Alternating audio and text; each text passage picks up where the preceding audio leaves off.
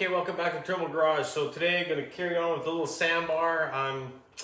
Thought about this for a little bit. I'm going to tackle the inside, get it cleaned out, and then I'm going to remove the box off the truck so I can get a good cleaning underneath there because I suspect it's all mud.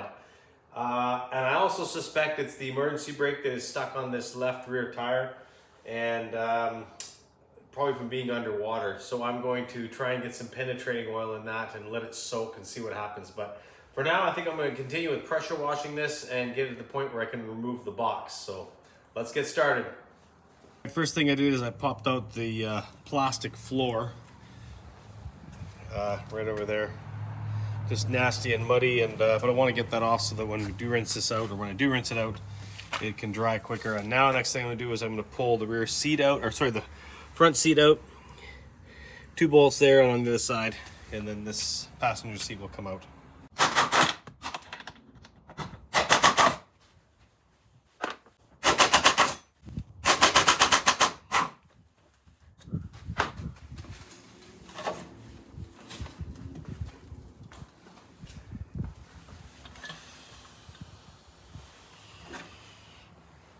It's got the original Subaru toolkit. That's cool.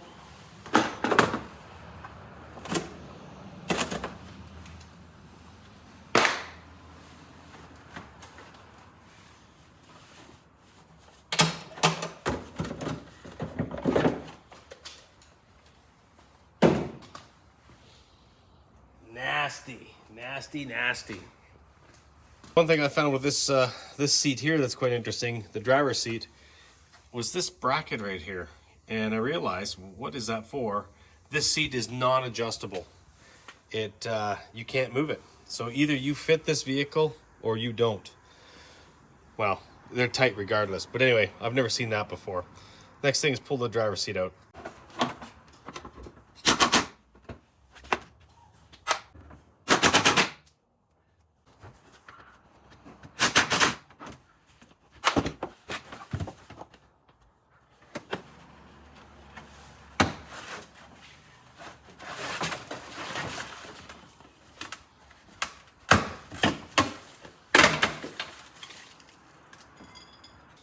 All right, before I pull this center console out, I'm going to actually blast it with the pressure washer and to get everything in here blasted out.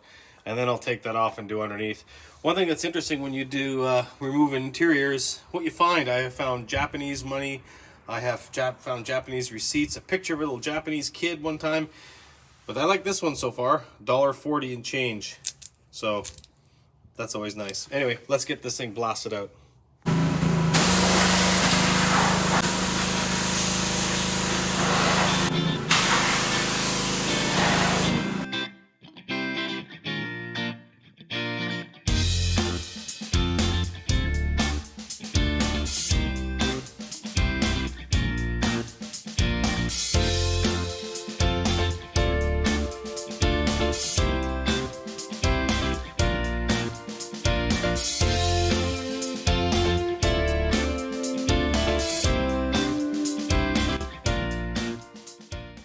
All right, that's a little cleaner. There's probably more cleaning to go, but that definitely pressure washed most of the mud out.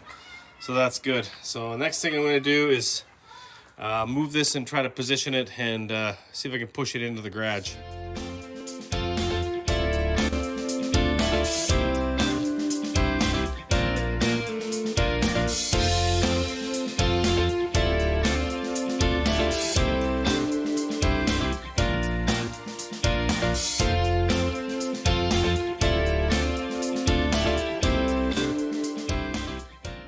All right, the next thing I do is pull the bed rails off.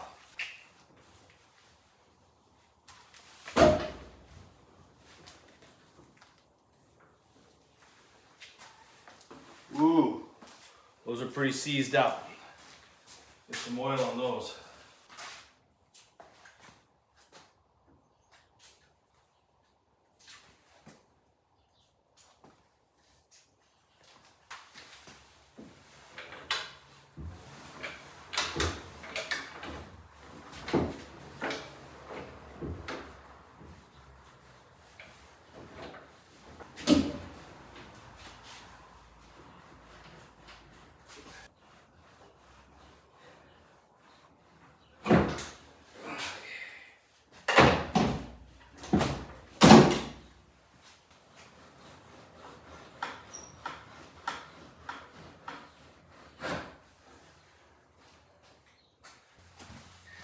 All right, we got two of them off. The third one's being real tight. I think it might actually have a bit of a bend in it. I'm not sure, but let that penetrating oil soak and give it another try.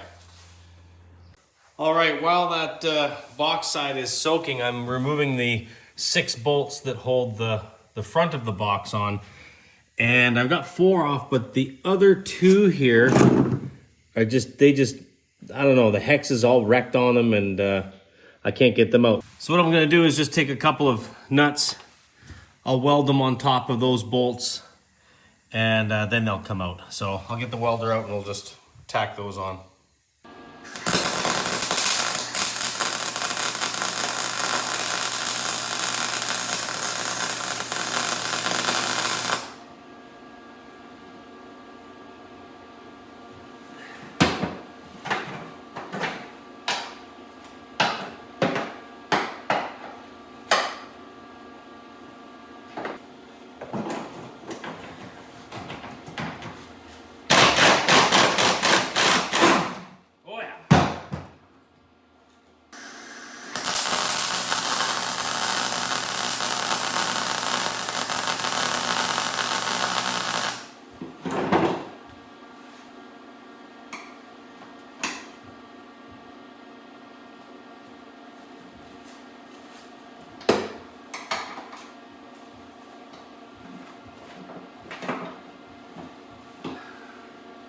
All right, I hope the rest of these aren't that difficult. That's not much fun, but got it out. All right, after I got the those 2 stuck bolts off using the welder, I took the side bed rail off, and now it's time to remove the tail lights will be the next thing to do.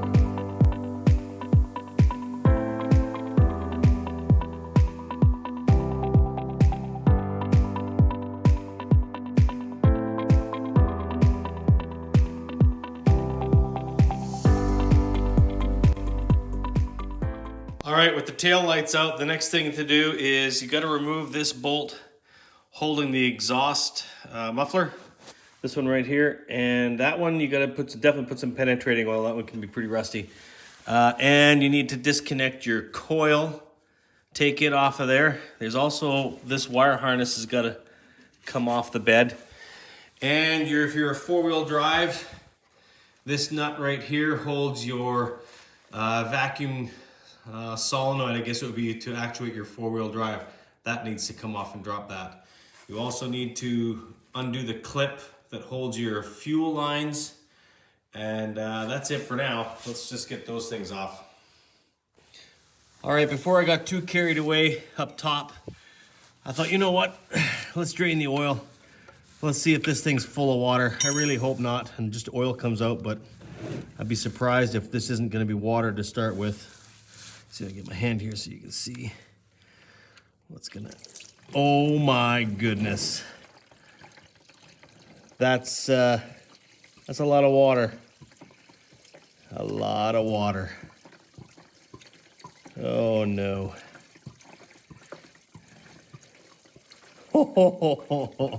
Where's the oil? There we go. Okay, I'm putting the cap in. My thing's gonna be full. Holy crap. All right, I've pulled the coil off, removed the 4-wheel drive module, opened up the air box. It's sludgy and nasty. The air filter is wet, and the throttle is locked. You cannot move that throttle. The throttle plate is locked where it is. So this carburetor is gonna have to come off and get cleaned up. It's turning into quite the project. I knew it would be. At least I know with the water that was in there, it did in fact get flooded.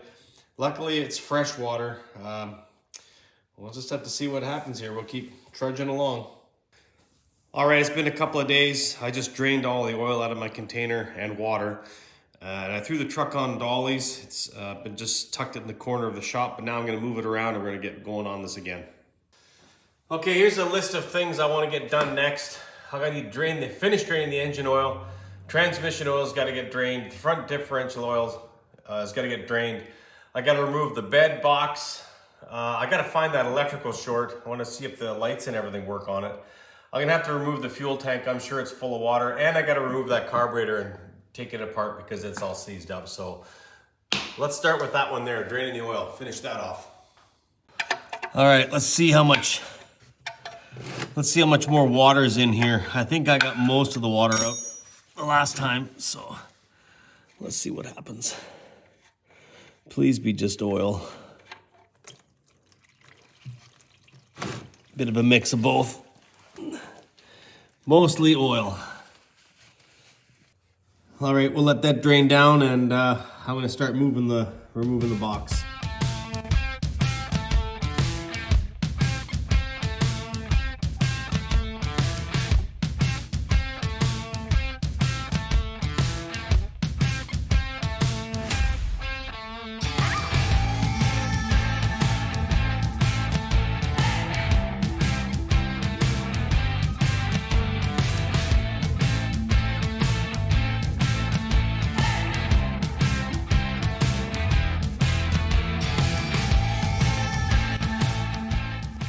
Okay, the bed's unbolted. 2 bolts did snap. Right under here. They're on this part of the frame that comes up. Those snapped on both sides. So you've got 3 bolts that go behind here on each side. A bolt here. There's a bolt on this bracket here right by the fender. There's another bolt up in through the frame under the wheel. And then there's 2 on each side at the rear of the frame. The side with the exhaust, that is the real pain. It's really tight to get in there. You really got to go easy on those bolts so that you don't snap them. Those 2, there's no way they were snapping anyway. So once I get the bed off, I'll have to drill those out and just chase those threads. But next thing to do really is get the wire harness pulled off of the box, and then I think I can lift it off. All right, a couple more things to tell you about. Where the spare tire is, this wire harness here has to come off the box. So I just unclipped it, and I don't know if you can see right in the middle, there's a clip. My light's on it right there. That holds a clip on the other side that holds like a whole bunch of fuel lines in that. So I think that's the last thing I've got to get off, and this can disconnect.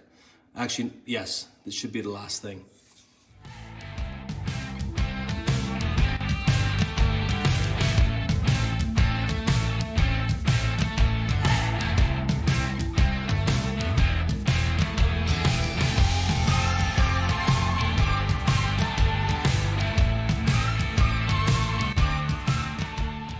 Okay, so with the box off now, it's so much easier to do everything. First thing I'm going to be doing is actually giving this a good pressure wash to get all the crap out of here. But it really opens it up so that now I can work on this thing super easy, dropping the fuel tank and everything, and just getting a good look at everything. Looks like somebody, the super common, the coolant line had a leak on it, and there's been a hose put on there. So I suspect that does feel very rusty. This line is probably very close to going. So my last Sambar, I actually made all new lines for it. This one is, yeah, I'd say it's on its last legs. But anyway, gonna roll this thing back outside and give it a pressure wash.